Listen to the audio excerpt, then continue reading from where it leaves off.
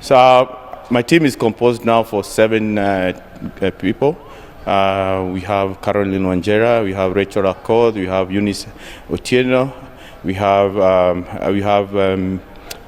Phyllis Nyambura, we have Alice Washuka, we have Stella Tioi, and those are the some of the team, and we have Beth Wanja in the team. So that's actually the big team that we are having here.